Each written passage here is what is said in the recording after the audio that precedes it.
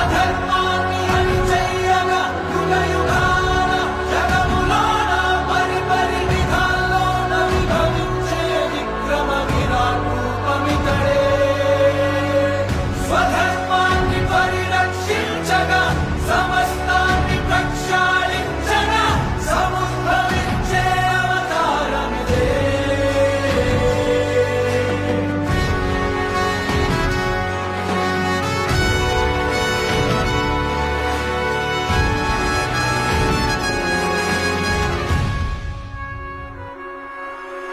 వీణమై విడపకూర్మమై తనువరా